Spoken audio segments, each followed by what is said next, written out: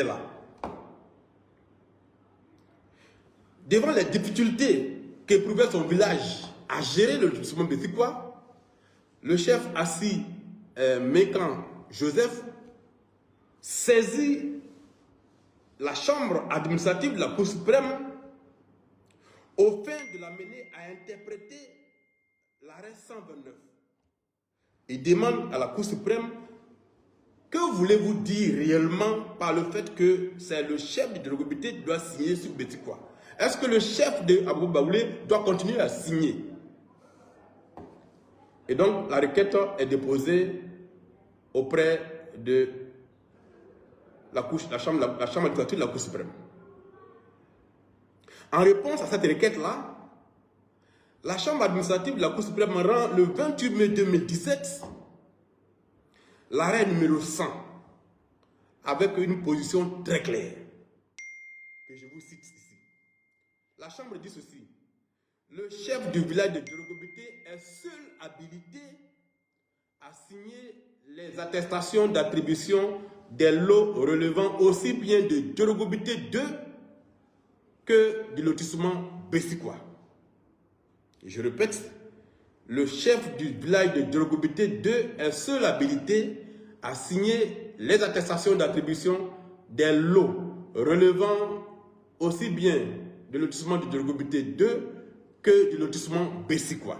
Donc l'arrêt est clair. Et même le chef de Abou Baoulé, qui avait contesté l'arrêt 129, a été débouté et condamné à payer 500 000 francs d'amende. Donc le dernier arrêt, le troisième arrêt, confirmait définitivement que c'est le chef de Djorogobité qui avait seule signature sur le lotissement Bessikwa.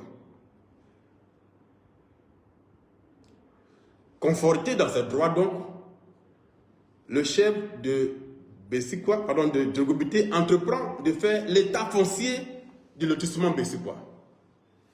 Il découvre alors que de 2005 à 2018, et en violation de tous les arrêts rendus par la Chambre administrative,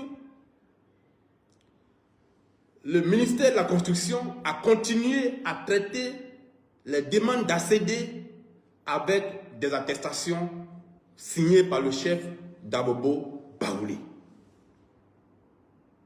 Donc le ministère n'a pas appliqué les décisions de la Chambre administrative de la Cour suprême. Et le chef Mécan découvre cela. Alors, il proteste vigoureusement auprès de la direction des affaires juridiques et du contentieux du ministère de la Construction. De même qu'auprès du directeur du domaine public, du domaine urbain. Et donc, c'est le refus d'appliquer au départ les décisions de la Cour suprême qui ont sémé le désordre sur le lotissement Bessikwa. Et donc, dans la deuxième partie de l'enquête, nous avons enquêté sur le désordre. Donc, nous l'avons titré « Le désordre créé par le ministère de la Construction ». Suivez très bien. Par courrier en date du 8 mars 2018, c'est-à-dire après le dernier arrêt rendu par la Cour suprême. Par courrier en date du 8 mars 2018, le directeur des affaires juridiques du ministère de la Construction informe le chef de Djorogobité qu'il tient à sa disposition la liste des lots résiduels, des lots restants, dits lots résiduels.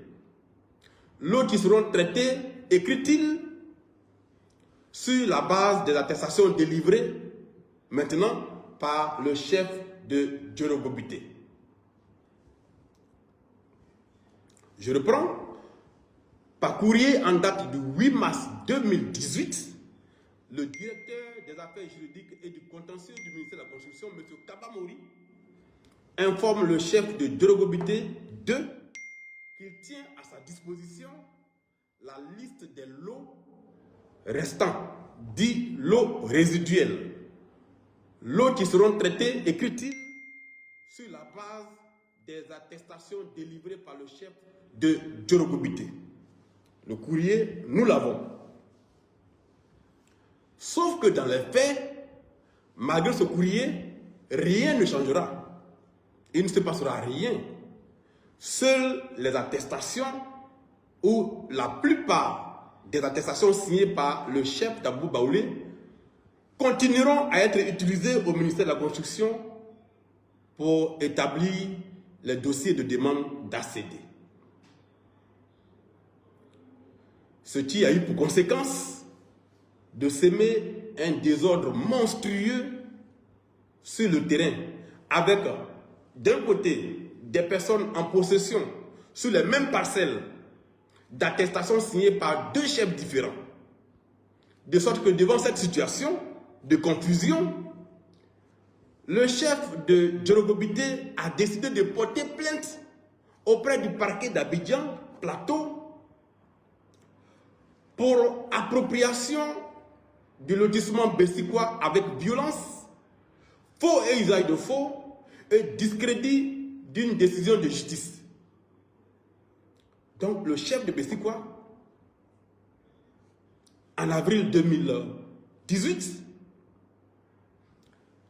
porte plainte auprès de la justice ivoirienne, auprès du parquet d'Abidjan, pour appropriation du lotissement bessikwa avec violence, faux et usage de faux et discrédit sur une décision de justice.